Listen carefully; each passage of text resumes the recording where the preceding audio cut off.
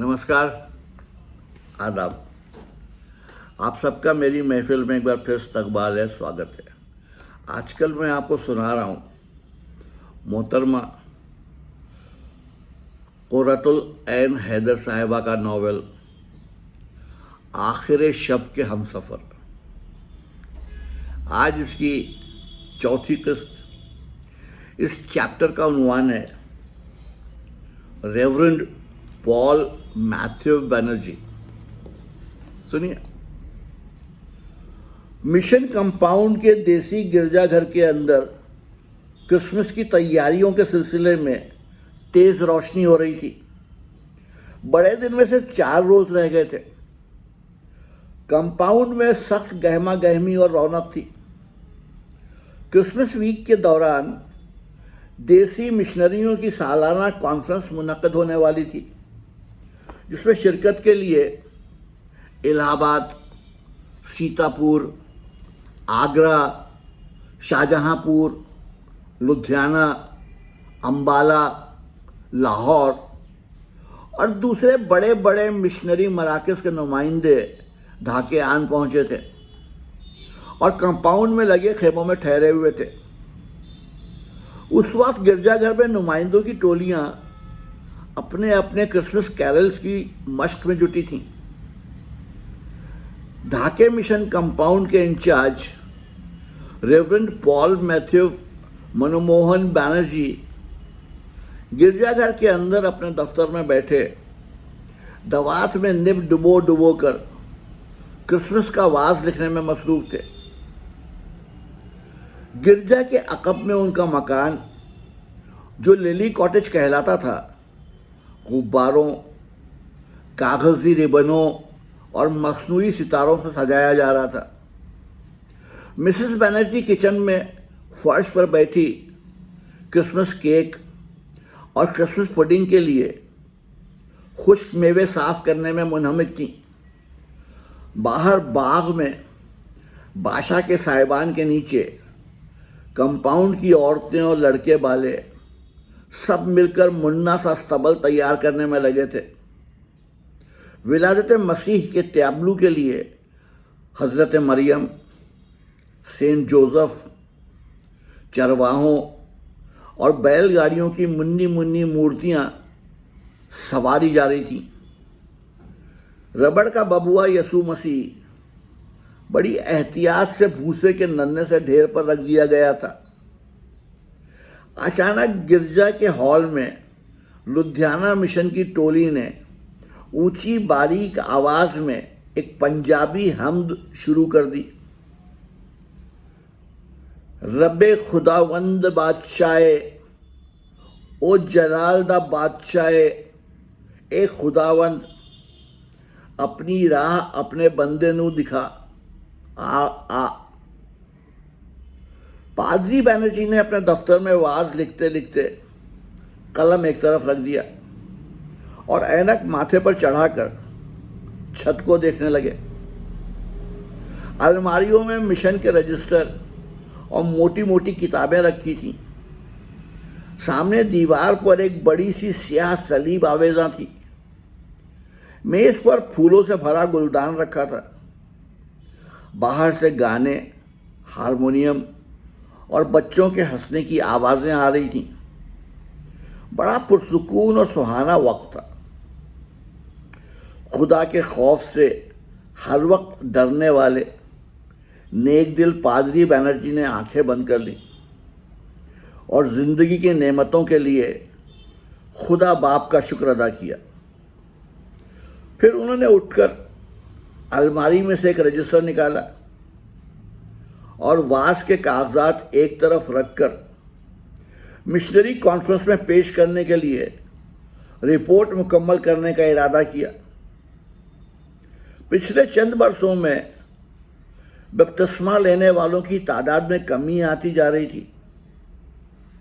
बहुत अरसे से कहत नहीं पड़ा था और हिंदू तजदीदियत और मुस्लिम तजदीदियत ने अलग उधम मचा रखी थी। मुसलमान तो खैर यूं भी शाज़ो नादिरी ईसाई होते थे। ये भी बड़ी हटीली और ख़ुद पसंद कौम थी। پچھلی صدی میں شری رام پور مشن نے کلکتے میں بڑا عہد آفریں کام کیا تھا۔ وہ جفادری، دھن کے پکے، عظیم مشنریوں کا دور تھا۔ Bishop Reginald ہیبر، William eights, carry اور مارشمین، ان لوگوں نے اس دیش کی کتنی خدمت کی۔ پریس کھولے، کتابیں چھاپیں، تعلیم پھیلائی۔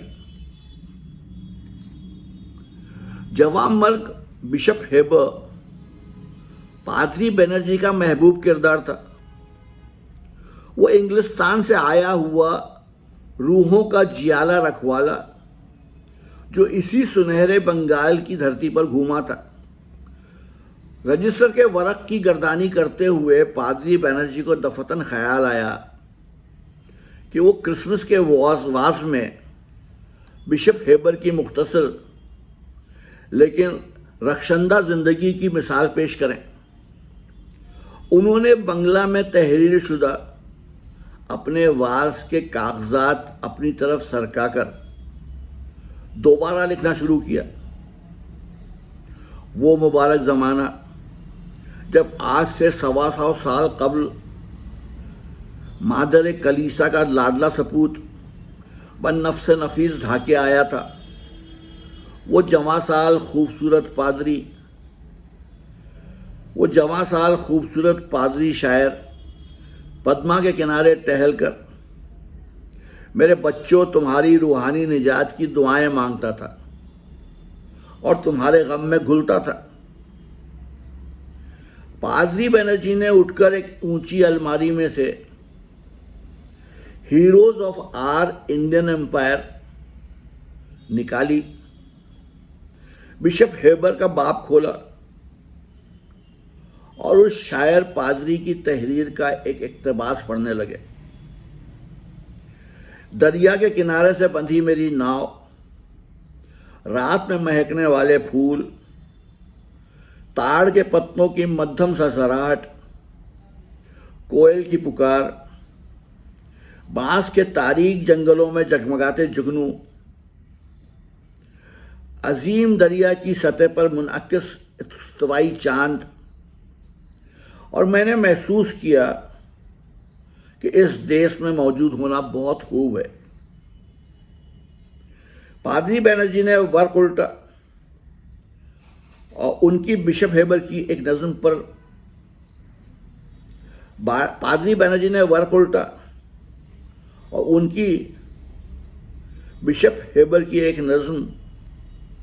پر نظر پڑی اپنی بیوی سے۔ اگر تم میرے ساتھ ہو تو سرسبز بنگال کے آنند کانن میں شام کا اندھیرا بڑی تیزی سے چھا جائے۔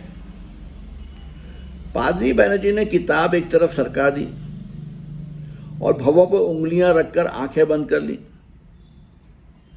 بشپ ہیبر کو بھول کر وہ یکایک دور شمال کے رنگپور ضلع میں اپنے دور افتادہ گاؤں میں پہنچ گئے، جہاں بانس کے جھنڈ میں چھپے کالی کے مندر کے پیچھے کوئلیں چلا رہی تھیں اور ان کی پڑوسن اور محبوبہ شونا ان کے ماں کے ساتھ پوجا کے لیے مندر آتی تھی، اور وہ سامنے دریا پر اپنے نوکے میں چھپے اس کے منتظر رہتے تھے۔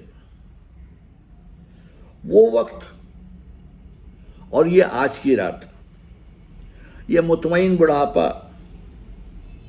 یہ محفوظ خانہ خدا، سکون قلب۔ انہوں نے پرانے خواب جھٹک کر اپنی ماں کو یاد کیا، نجات جس کی قسمت میں نہ تھی۔ ماں، تو بت پرستی کی گمراہی میں مبتلا ہی دوسری دنیا میں چلی گئی۔ اب تیری روح اس اندھیرے میں جانے کہاں ہوگی۔ یہ سب کیا ہے؟ اسرار الہی۔ پادری بینرجی پھر کام کی طرف متوجہ ہوئے، مگر سربن کے الفاظ اور سالانہ رپورٹ کے علاوہ شمار میں ان کا دل نہ لگا۔ روحوں کے اعداد و شمار، نجات یافتہ روحیں، گمشدہ روحیں، انہوں نے رجسٹر زور سے بند کیا اور قریب کی الماری میں سے ایک اور پرانی کتاب اپنی طرف کھینچی۔ انگلستان میں راجا رام موہن رائے کے آخری ایام از میری کارپینٹر، انہوں نے بے دھیانی سے ورق گردانی کرتے ہوئے زمینے کے آخری صفحات کھولے۔ 4 قابل قدر نیٹو کرسچن، ایک سرجو کمار چکربرتی، اونچی ذات کا برہمن، خود اپنی درخواست پر لندن میں بپتسمہ حاصل کیا۔ لندن یونیورسٹی سے ڈگری لینے کے بعد کلکتہ میڈیکل کالج سے وابستہ ہوا۔ 1855 یعنی 1855 میں لندن واپس گیا۔ وہ پہلا نیٹو تھا جو کمپنی کی نئی کوونٹڈ میڈیکل سروس میں شامل کیا گیا۔ 2 بھولو ناتھ داس مارکہ ستلج کے موقع پر کمپنی کی افواج کا اسسٹنٹ سرجن تھا، بعد میں ڈھاکہ کا سول سرجن بنا۔ 3 دوارکا ناتھ بوس کلکتہ میں ڈاکٹر تھا۔ 4 گوپال چندر سیل آخری نام پر پہنچ کر پادری بینرجی ٹھٹک گئے اور گزشتہ صدی میں مس کارپینٹر کی لکھی ہوئی کتاب، جس میں مصنفہ نے یہ ثابت کرنے کی کوشش کی تھی کہ رام موہن بابو دراصل عیسائی ہو گئے تھے، آہستہ سے بند کر دی۔ یہ محض اتفاق تھا یا اسی کو ہندو کرم اور سنسکار کہتے ہیں اور مسلمان نوشتہ تقدیر، لیکن ہم عیسائی اس حسن اتفاق کو گریس آف گاڈ کہیں گے۔ لیکن زندگی کا دھارا اچانک ایک دم کس طرح اپنا رخ بدل لیتا ہے۔ ایک انسان کے کسی مخصوص سمت قدم اٹھانے سے اس کی ساری آنے والی نسلوں کا مستقبل مختلف ہو جاتا ہے۔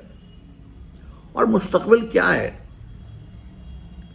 اس غیر اہم بھولے ہوئے نام گوپال چندر سیل کو دیکھو۔ یہ آج سے 100 برس پہلے میرے گاؤں میں پیدا ہوا تھا۔ وہ عیسائی ہو کر ڈاکٹری پڑھنے ولایت گیا اور وطن واپس آ کر بیچارہ نوجوان دریا میں ڈوب کر مر گیا۔ اور ایک روز میں منموہن بینرجی، ایک مفلس 16 سالہ طالب علم، اپنے گاؤں جا رہا تھا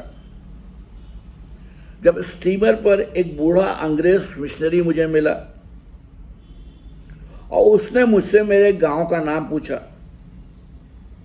اور بڑی مسرت سے بتایا کہ اسی گاؤں کا ایک قابل فخر نیٹو نوجوان گوپال چندر سیل کو اس کے باپ نے بپتسمہ دیا تھا، لیکن میں نے اس نوجوان کا کبھی نام بھی نہ سنا تھا۔ پادری بینرجی عادتاً دل میں اس انداز میں سوچنے لگے جس طرح وہ ممبر پر وعظ کہتے تھے۔ برہم پتر کے طویل سفر کے دوران اس مہربان مشنری نے پہلے صفحے پر اپنا پتہ لکھ کر انجیل مقدس مجھے دی، اور جب میں گاؤں پہنچا میری ماں بستر مرگ پر پڑی تھی،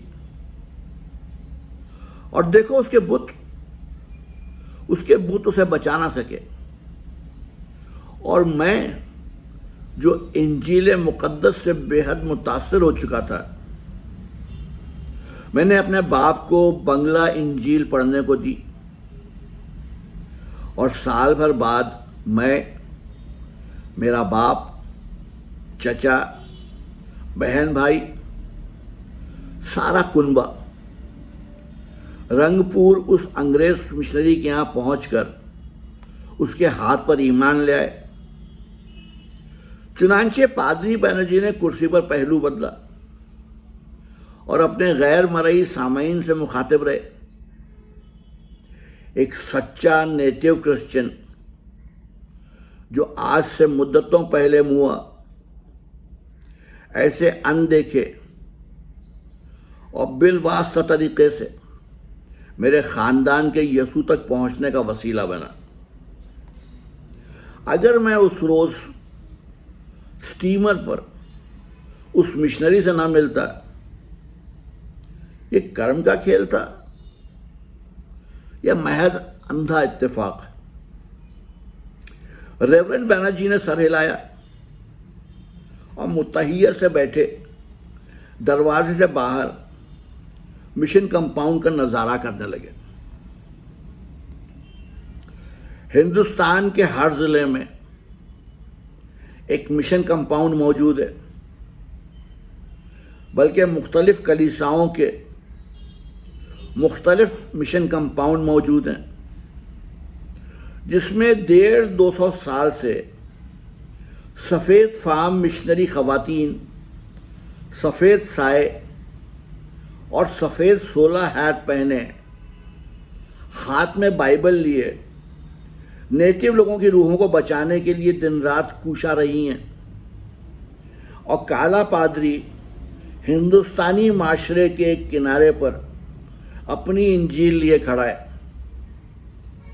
شروع میں ایسٹ انڈیا کمپنی کی حکومت مشنریوں کو ایک نیوسنس سمجھتی تھی۔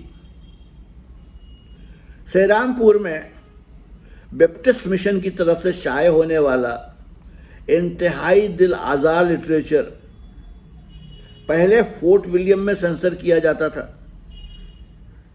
کہ ابھی ہندوستان میں مسیحی مشن کو یونین جیک کی سرپرستی حاصل نہیں ہوئی تھی۔ لارڈ منٹو نے سیرام پور کے لٹریچر کے متعلق کمپنی کے بورڈ آف ڈائریکٹرز کو مطلع کیا تھا۔ یہ ہندوؤں کے لیے بے حد اشتعال انگیز ثابت ہو رہا ہے۔ اس کے جواب میں سیرام پور کے مشہور مشنری ڈاکٹر مارشمین نے لکھا تھا کہ ہندوستانی انتہائی کمزور اور احمق کردار کا مالک ہے، اور اس کمزوری کی وجہ سے ہمیشہ کسی نہ کسی غیر قوم کا محکوم رہے گا، اور اس کے اس بودے پن کو عیسائیت بھی دور نہیں کر سکتی۔ لیکن برطانیہ کے زیر سایہ زندہ رہنا اس کے لیے برکت الہی کا موجب ہے۔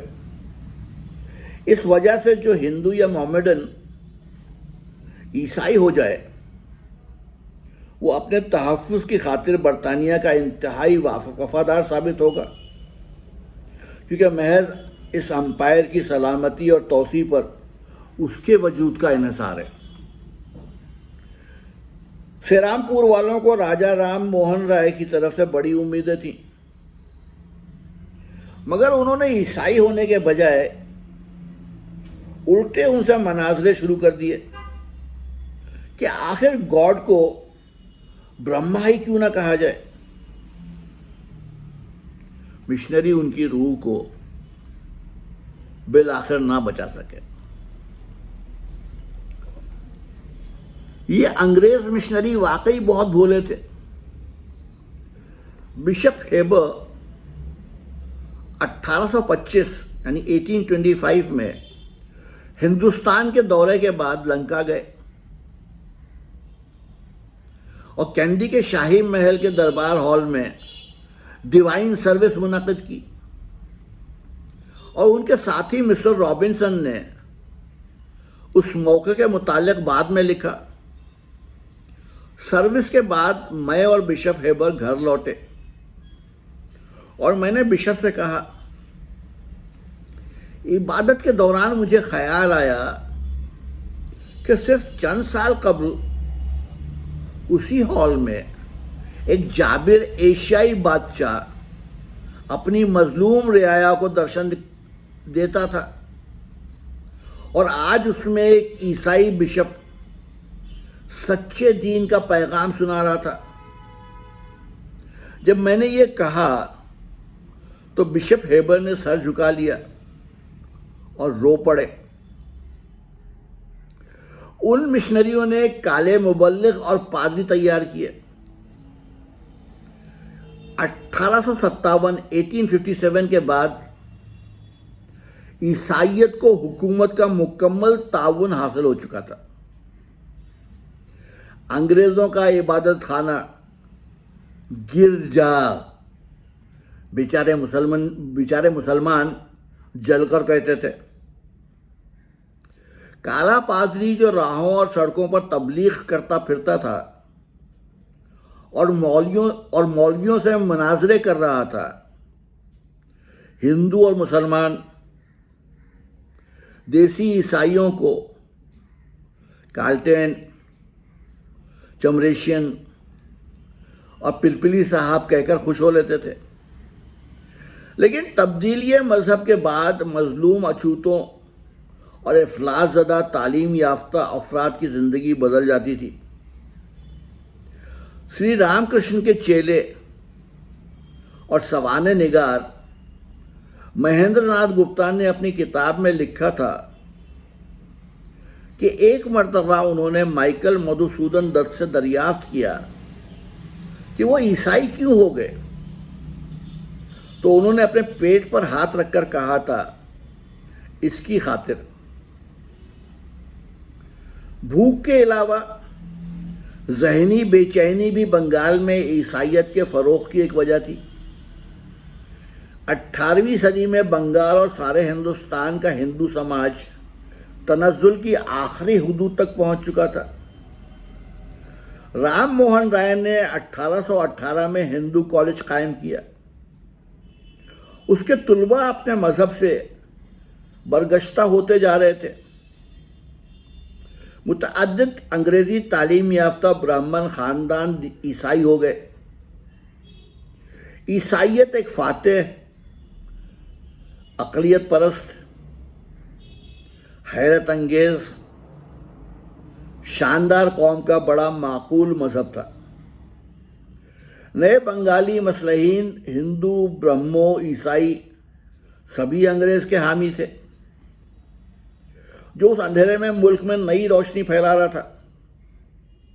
صرف بنگالی مسلمان جن کو انگریز نے کچل دیا تھا اور جو اس کے باوجود مجاہدین کی صفوں میں شامل ہو کر اس سے لڑے جا رہے تھے، انگریزی دور اور انگریزی تعلیم کے دشمن تھے اور بنگال کا پسماندہ طبقہ بن چکے تھے۔ کلکتہ میں بھدر لوگ، کرانی اور بابو لوگ کی ایک نئی دنیا آباد ہو چکی تھی اور انگریز بنگالی بابو کا بے طرح مذاق اڑاتا تھا۔ 19ویں صدی کے آخر میں ایک انگریز طنز نگار نے انڈین ایمپائر کے متعلق اپنی کتاب سر علی بابا کا سفر نامہ میں لکھا تھا، ہم بابوازم کو امپائر میں کتنا ہی فروغ دیں، بابو کے وجود پر ہمیں آنسو بہانا چاہیے کہ بابو ایک سخت قابل رحم شے ہے۔ یہ بابو نئے مذہب، نئی موسیقی، آرٹ اور سائنس سے خوب پیٹ بھر کے جب موٹا ہو جائے گا تو ایسی دولتی جھاڑے گا کہ ہم اس کا مذاق اڑانا بھول جائیں گے۔ اس کے پیٹنٹ لیڈر جوتے، اس کی ریشمی چھتری، اس کے 10,000 ہارس پاور کے انگریزی الفاظ اور جملے، اس کی مغربی خیالات کی جگالی، یہ سب ایک روز بے حد خطرناک ثابت ہو سکتے ہیں۔ سائنس، مغربی فلسفے اور مشنریوں نے اس کے دماغ کو اتنا چکا چوند کر دیا ہے کہ اب اس کا اپنی پرانی حیثیت پر واپس جانا مشکل ہے۔ سر علی بابا کے سفر نامے کا یہ مضمون پادری بینرجی کو ایک مرتبہ ارجمند منزل میں نواب قمرالزمان چودھری نے اپنے کتب خانے کی ایک الماری سے نکال کر دکھلایا تھا. یہ دیکھیے بینرجی بابو، ہمارا صاحب بہادر ہم ہندوستانیوں کا کس بے پناہ حقارت سے ذکر کرتا ہے. نواب صاحب نے کہا تھا ارجمند منزل. پادری بینرجی ارجمند منزل میں سیاسی بحث مباحثے سے ہمیشہ اعتراض کرتے تھے، لیکن جب کبھی وہاں جاتے ڈرائنگ روم میں مسلم لیگ اور صوبہ جاتی سیاست کا تذکرہ چھڑا ملتا اور ریورنڈ بینرجی چپ کے بیٹھے سنا کرتے. ارجمند منزل ڈھاکے کی پرانی مسلم تہذیب، اردو شاعری، تھیٹر، راگ رنگ کے جلسوں، قدامت پرستی اور مسلم سیاست کا مرکز تھی، اور پادری بینرجی کو مسلم سیاست یا ہندو سیاست سے کوئی دلچسپی نہ تھی. وہ سچے دل سے انگریزی حکومت کے وفادار تھے. ارجمند منزل یہ بھی کیا اتفاق تھا کہ ان کی قابل قدر لائق احترام اور نیک بخت بیوی ایستھر ان کو ارجمند منزل کے وسیلے سے ملی. خداوند خدا کے وسیلوں کے اسرار کو کوئی نہیں سمجھ سکتا. نواب قمرالزمان چودھری ضلع فرید پور کے زمیندار تھے اور گریبالا چٹوپادھیائے ان کے علاقے کے ایک غریب برہمن کی لڑکی تھی اور 5 برس کی عمر میں بیوہ ہو گئی تھی.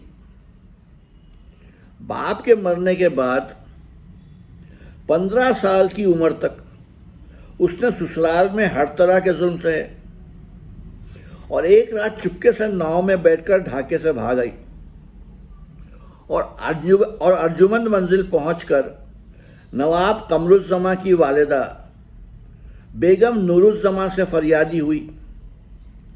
بڑی بیگم صاحبہ نے فوراً اپنی پناہ میں لے لیا اور کچھ عرصے تک اسے ارجمند منزل کے زنان خانے میں رکھا. جب نوجوان نوابزادے نے اس میں دلچسپی لینا شروع کی تو بیگم صاحبہ نے سوچا کہ کلمہ پڑھا کر زمینداری کے کسی اہلکار کے ساتھ اس کا نکاح کروا دیں. مگر تقسیم بنگالہ کے بعد ہندو مسلم تعلقات بہت کشیدہ ہو چکے تھے اور گریبالا کے تبدیلی مذہب سے فوراً فرقے وارانہ فساد کا خدشہ تھا.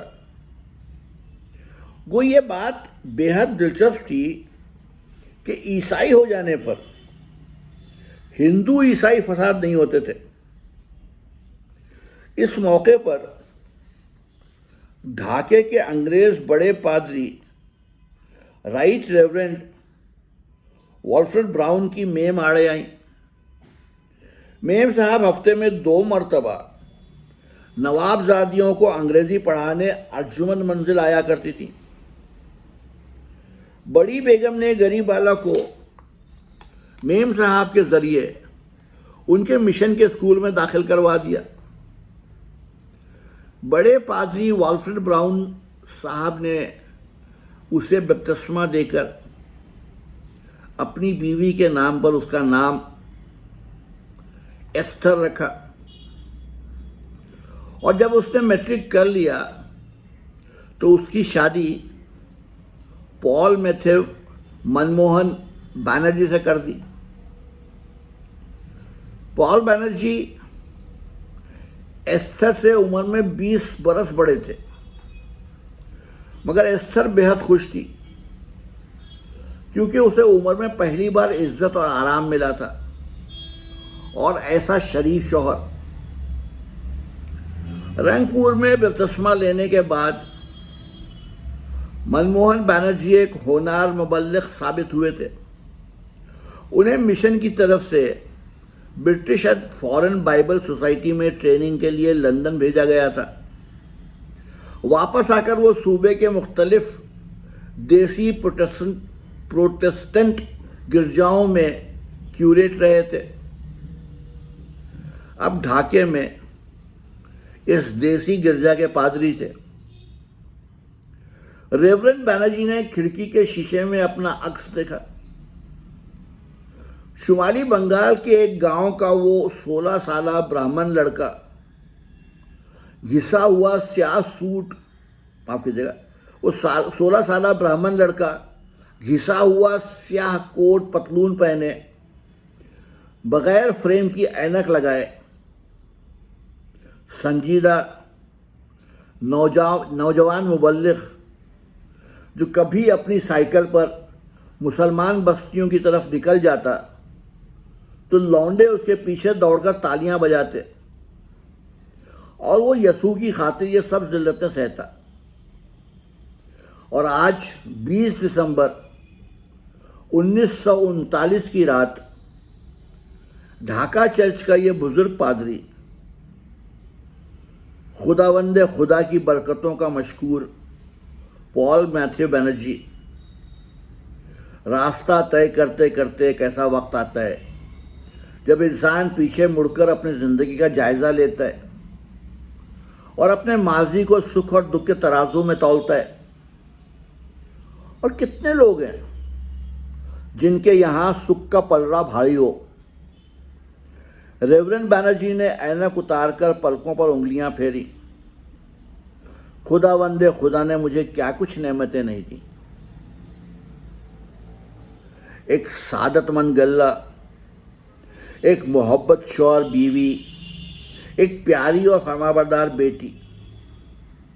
انہوں نے ایک گہرا سانس لے کر دوبارہ قلم اٹھایا اور نب دوات میں ڈبو کر کرسمس کا واز لکھنا شروع کر دیا۔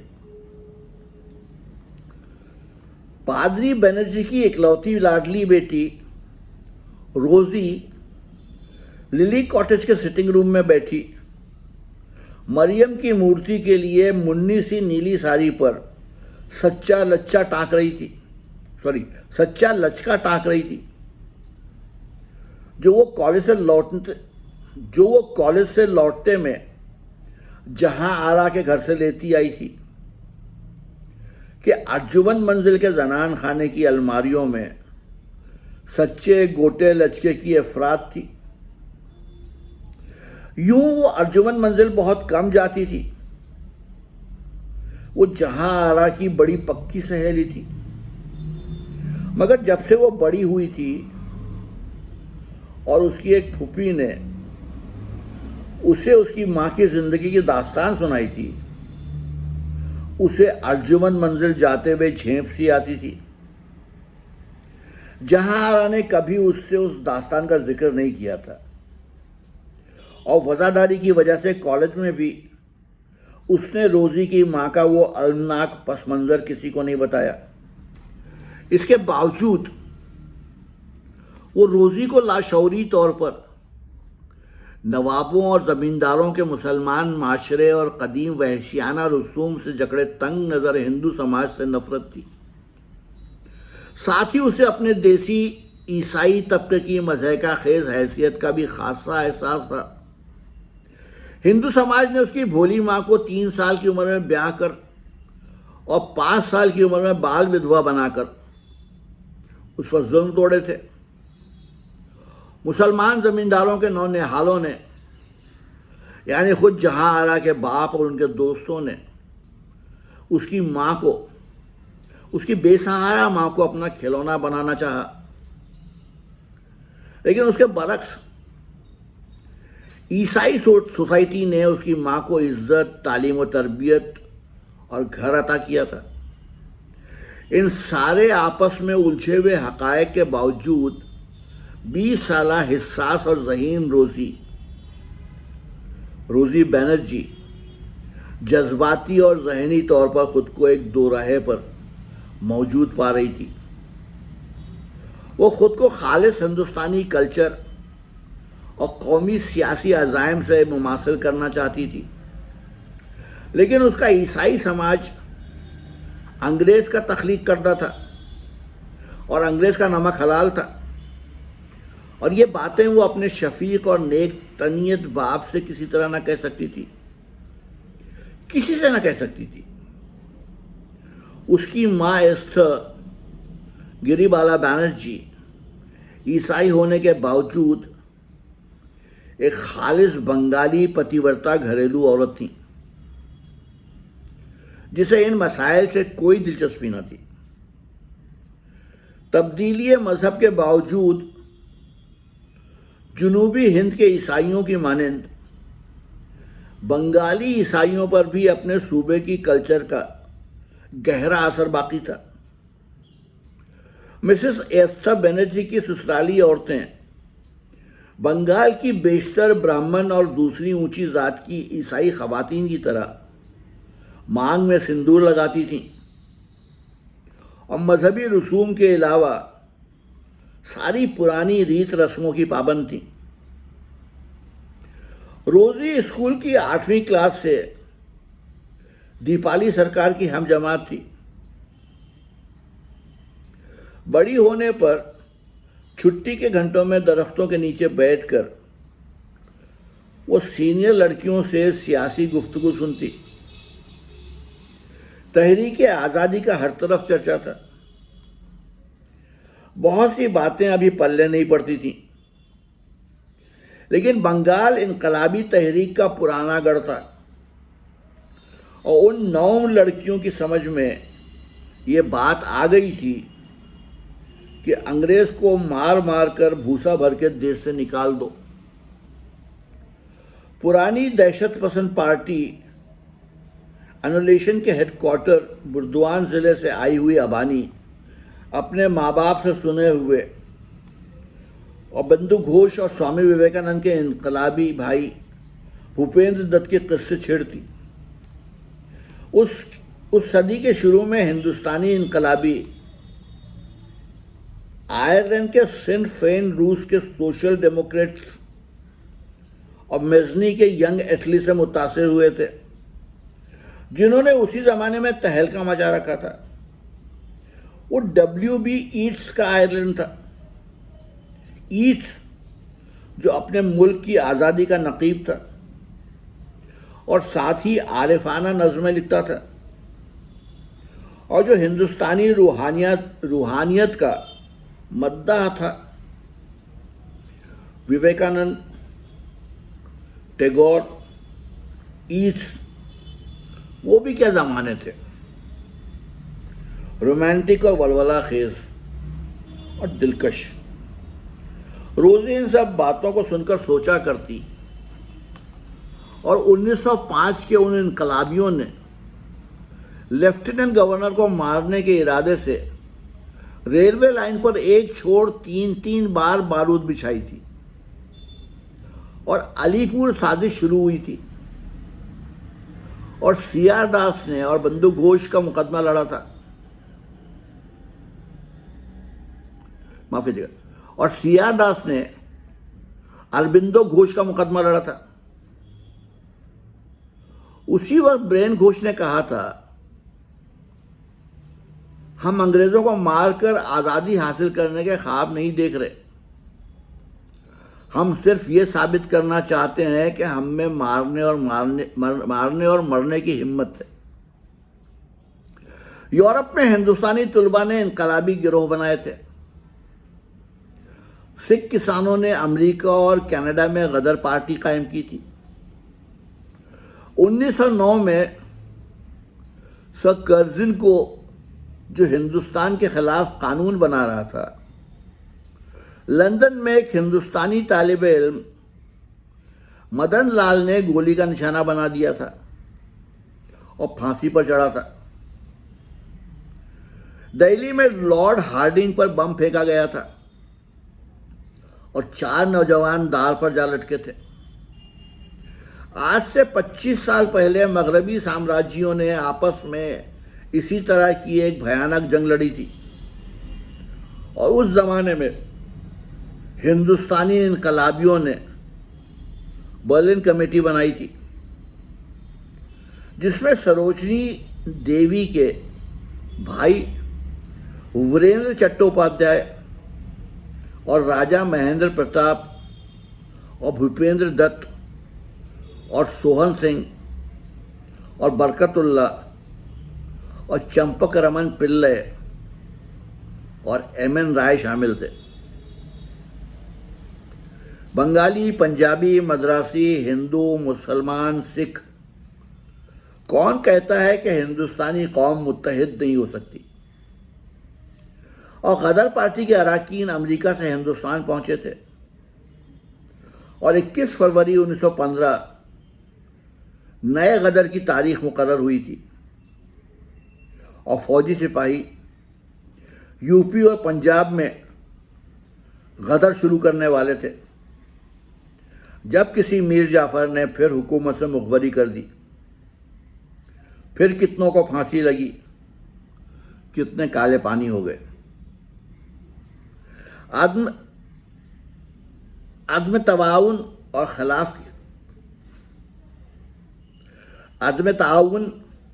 خلافت کی تحریک کی ناکامی کے بعد 1924 میں تشدد پسند تحریک دوبارہ شروع ہوئی اور پھانسی کی کوٹریاں آباد ہوئیں۔ یو پی میں انقلابیوں نے کاکوری میں سرکاری خزانہ لوٹا اور اشفاق اللہ اس کے ساتھی پھانسی پر چڑھے۔ آندھرا میں الوری سیتا رام راجو کے گوریلا دستے حکومت سے لڑتے پھرے اور مارے گئے۔ سردار بھگت سنگھ نے مرکزی اسمبلی میں بم پھینکا اور کہا کہ ان کا مقصد ملک میں اشتراکی حکومت قائم کرنا ہے، اور پھانسی پر چڑھے۔ ہندوستانی سوشلسٹ ریپبلکن آرمی کمانڈر الہ آباد میں پولیس سے لڑے اور مارے گئے۔ چاٹگام میں 22 اپریل 1930 کو آئرلینڈ کے ایسٹر سنڈے کی طرح مارکا آرائی ہوئی اور انقلابیوں کی نوجوان ترک پارٹی جگانتر نے سرکاری اسلحہ خانے پر حملہ کیا۔ جگانتر کے لیڈر سورے سین اور ان کے ساتھی جلال آباد کی پہاڑیوں پر برطانوی فوجوں کا مقابلہ کرتے ہوئے مشین گنوں سے شہید ہو گئے۔ نوجوان کلپنا دت کو قید کر لیا گیا اور کالج گریجویٹ پرتی لتا چاٹگام کے یورپین کلب پر مسلح حملے کی قیادت کرتی ہوئی پکڑی گئی اور پولیس کے قبضے میں آنے سے پہلے اس نے خودکشی کر لی۔ نوجوان شانتی دیوی اور ممتی دیوی کو کومیلا کے ڈسٹرکٹ مجسٹریٹ کو پستول کا نشانہ بنانے کی سزا میں کالے پانی بھیج دیا گیا۔ کماری بینا داس نے بنگال کے گورنر پر گولی چلا دی۔ چند سال قبل ہی کی بات ہے کہ بنگال کے inspector general police, inspector general of prisoners اور سیشن جج علی پور سب کو موت کے گھاٹ اتار دیا گیا۔ ضلع مدناپور کے 3 انگریز جج ایک کے بعد ایک مارے جا چکے تھے۔ یورپین ایسوسی ایشن کے پریزیڈنٹ، اسٹیٹسمین کے ایڈیٹر اور سر چارلز ٹیگارٹ پر قاتلانہ حملے افسوس کے ناکام رہے تھے۔ جگانتر کا ہیڈ کوارٹر چاٹگام کے نزدیک دھول گھاٹ میں تھا، آج بھی موجود تھا۔ سورے سین یعنی ماسٹر دا آج بھی بنگال کے ہیرو تھے۔ خودی رام باسو سے لے کر دیپالی کے چچا دنیش چندر سرکار کے زمانے تک ملک میں پھانسیوں کے سیاہ درختوں کا کتنا بھیانک جنگل کھڑکھڑا رہا تھا، جس کے ایک طرف کالا پانی تھا اور دوسری طرف اونچے قید خانے، اور یہ سارے انقلابی نوجوان بنگال کے ہیرو تھے، بھدر لوگ۔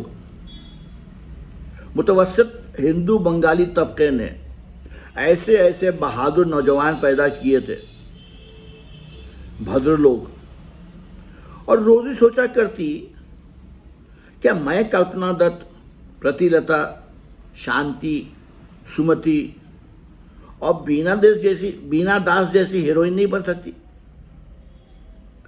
پچھلے چند برسوں میں سارے دہشت پسند انقلابی کمیونسٹ ہو گئے تھے، اور اب کالج میں لڑکیاں ان نئے انقلابیوں کا تذکرہ کرتی۔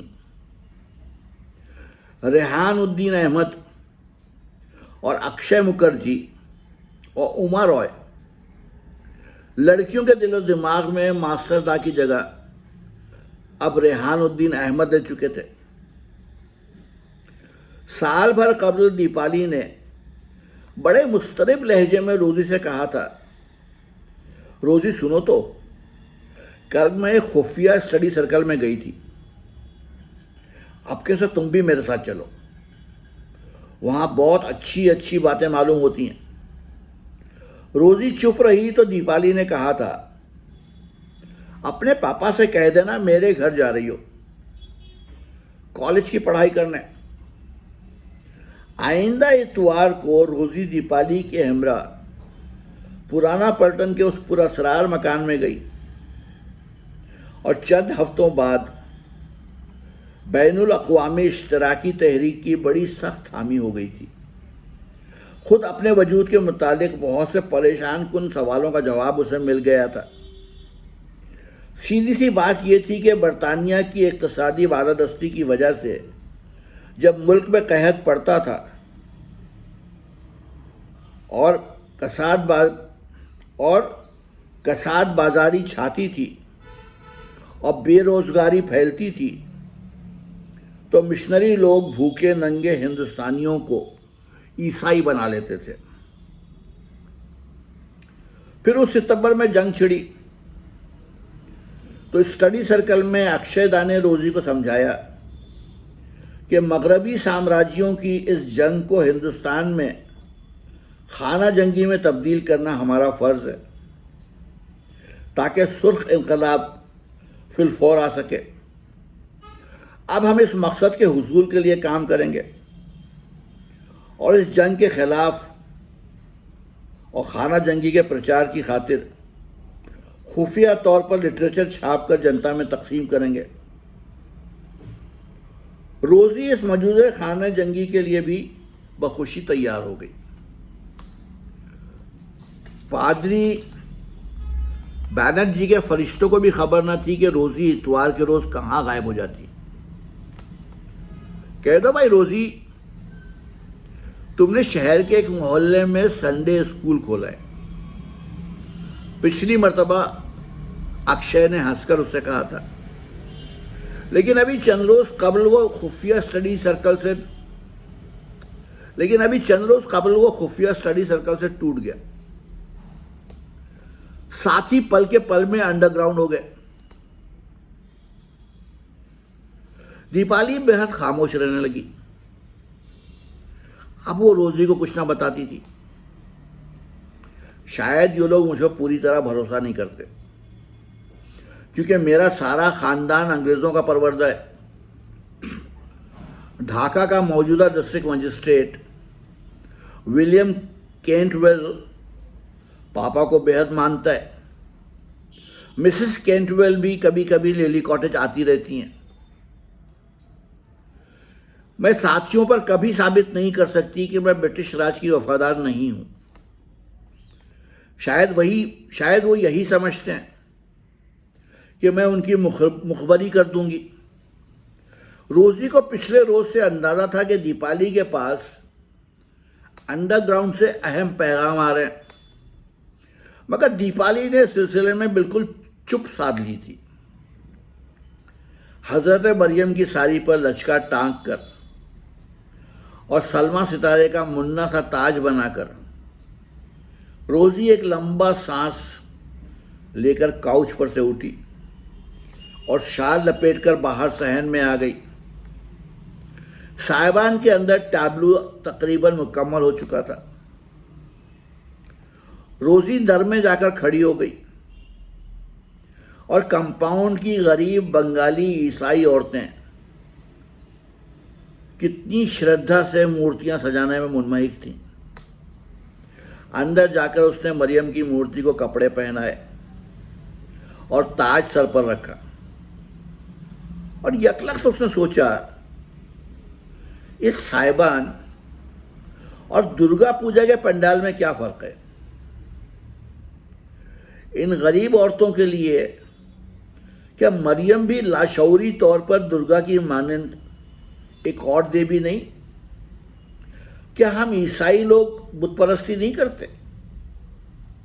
پھر ہندو کافر و گمراہ کیوں ہیں؟ اگر خدا فاختہ کا روپ دھار کر دنیا میں آ سکتا ہے تو کچھوے اور مچھلی میں اوتار کیوں نہیں لے سکتا؟ میرے بیچارے پاپا، ہائے میرے بیچارے بوڑھے پاپا، تم نے ساری زندگی ان بے معنی بحثوں میں کیوں ضائع کی؟ وہ یکایک بے حد دل گرفتہ ہو کر آہستہ آہستہ قدم رکھتی گرجا گھر کی طرف بڑھی اور ہال میں جھانکنے لگی۔ ہال کے ایک کونے میں پنجابی ٹولی زور زور سے گا رہی تھی، رب خداوند بادشاہ او جلال دا بادشاہ، اونچے کرو سر جان جلال دا بادشاہ، اونچے کرو سر جان جلال دا بادشاہ آوے۔ وہ دبے پاؤں اندر پہنچی۔ لدھیانہ مشن کے پادری ریورنڈ ہنری بسواس کا نوجوان بیٹا مسٹر لوتھر بسواس پیدل والے ہارمونیم پر بیٹھا تندہی سے حمد کی سنگت کر رہا تھا۔ اے خداوند اپنی راہ اپنے بندوں نو دکھا۔ روزی کو اپنے قریب کھڑا دیکھ کر مسٹر لوتھر بسواس گھبرا کر اٹھ کھڑے ہوئے۔ بھجن منڈلی بھی چپ ہو گئی۔ چند لڑکیاں سفید شلواروں، سرخ سویٹر اور سفید دوپٹوں میں ملبوس شرما کر کھیکھی ہنس پڑی۔ مسٹر لوتھر بسواس ذرا جھینپ کر مسکراتے ہوئے روزی کو دیکھنے لگے۔ یہ لوگ سب کسی دوسری دنیا کے باشندے تھے۔ روزی اخلاقاً مسکرائی۔ سوری، میں نے آپ لوگوں کی پریکٹس کو ڈسٹرب کیا، پلیز کیری آن۔ آپ بیٹھے نا روزی سسٹر، ایک پنجابی لڑکے نے کہا۔ نہیں بھائی، مجھے ابھی بہت کام کرنا ہے، good night. Mister Luther Biswas نے سامنے مسکرا کر سر ذرا سے خم کرتے ہوئے وہ آگے بڑھ گئی، اور دروازے میں پہنچ کر اس نے محسوس کیا کہ گو بھجن منڈلی نے دوبارہ گانا شروع کر دیا ہے، لیکن مسٹر لوتھر بسواس کی دزدیدہ نگاہیں اس کا تعاقب کر رہی ہیں اور وہ بے طرح شرما رہے ہیں۔ او مائی گاڈ! اس نے گہرا سانس لیا اور عمارت کا چکر لگا کر پادری بینرجی کے دفتر کی کھڑکی کے نیچے پہنچی اور اندر جھانک کر دیکھا۔ پاپا اینک ناک کی نوک پر رکھے میز پر جھکے لیمپ کی روشنی میں تندہی سے واز لکھنے میں مصروف تھے۔ اسے اپنے بوڑھے باپ پر بے اختیار پیار آ گیا۔ خدایا ان کو زندہ رکھ، خدایا ان کو میرے سر پر زندہ سلامت رکھ۔ اس نے دعا مانگی اور دروازے کی طرف جا کر چپکے سے کمرے میں داخل ہو گئی۔ قلم سرعت سے چل رہا تھا۔ سر سر سر۔ روزی کرسی کے پیچھے جا کھڑی ہوئی اور جھانک کر پڑھنا چاہا اور دل میں مسکرائی۔ گڈ اولڈ پاپا اور ان کے سالانہ کرسمس سرمن، کفارے کی نسبت جو ہمارے خداوند یسوع نے آئے لوگوں تمہارے لیے کیا، اس نے جان کھوئی کہ تم اس کو دوبارہ حاصل کرو۔ گیہوں کا دانہ جو مرنے کے بعد قلم کی رفتار تیز ہو گئی۔ وہ جو مسیح پر ایمان لائے، خداوند تیری برکت تیرے بندوں پر ہے۔ وہ روح القدس میں غوطہ دلائے جائیں گے جو ہمارے لیے موا اور مدفون ہوا اور جی اٹھا اور خداوند خدا کا اکلوتا بیٹا جو ہماری تمہاری خاطر صلیب پر لٹک گیا، اس کا مبارک یوم ولادت منانے ہم آج جمع ہوتے ہیں، اور اس خداوند کا لاکھ لاکھ شکر ہے کہ ہم اس ملک میں امن و امان کی حکومت کے زیر سایہ۔ دیدی، کھڑکی کے نیچے سے کمپاؤنڈ کے ایک بچے نے اسے آہستہ سے پکارا۔ وہ صورت سے باہر نکلی۔ بچے نے اسے کہا، پھاٹک پر یہ بڑی کالی موٹر کھڑی ہے، اس میں دیپالی دیدی بیٹھی ہیں، آپ کو بلا رہی ہیں ایک دم جلدی۔ دیپالی موٹر میں بیٹھی ہے؟ روزی نے حیرت سے دوہرایا اور چاروں طرف نظر ڈال کر تیزی سے بھاگی۔ اما رائے کی موٹر اندھیرے برگد کے نیچے کھڑی تھی۔ روزی، تمہارے یہاں تو بڑا ہنگامہ ہے، دیپالی سرکار نے کار کی کھڑکی میں سے جھانک کر گھبراتے ہوئے کہا۔ ہاں، فکر مت کرو، کیا بات ہے؟ بے حد سیریس۔ تم کل سویرے میرے گھر پہنچ جاؤ، وقت بالکل نہیں ہے، اور بالکل خاموش رہو، ٹاپ سیکرٹ۔ دیپالی نے سرگوشی میں جواب دیا۔ کار زن سے آگے چلی گئی۔ روزی چپ چاپ اور متفکر پھاٹک کے اندر واپس آئی اور کنکریوں کو پیروں سے ٹھکراتے ٹھکراتے لیلی کاٹیج کی سمت روانہ ہو گئی۔ سامنے گرجا گھر میں اسے پنجابی ٹولی کی آواز بلند ہو رہی تھی۔ اے خداوند، میرا دل ایک پاسے کر، تا میں رکھاں تیرا ڈر۔ اور اب لوتھر بسواس کی بھاری آواز حمد میں شامل ہوئی۔ ہارمونیم زور زور سے بجنے لگا۔ تسی گاؤ سنا تسی رب دی، سچیاں دی ٹولی وچ دل نال گاواں، سنا سناواں رب دی۔ رب خداوند بادشاہ ہے، او جلال دا بادشاہ ہے۔ اے خداوند، اپنی راہ اپنے بندوں نوں دکھا، آ آ آ۔ یہ تھی ناول آخر شب کے ہم سفر کی چوتھی قسط۔ کل پھر آؤں گا، اس کی اگلی قسط آپ کو سناؤں گا۔ تب تک کے لیے اجازت، آداب۔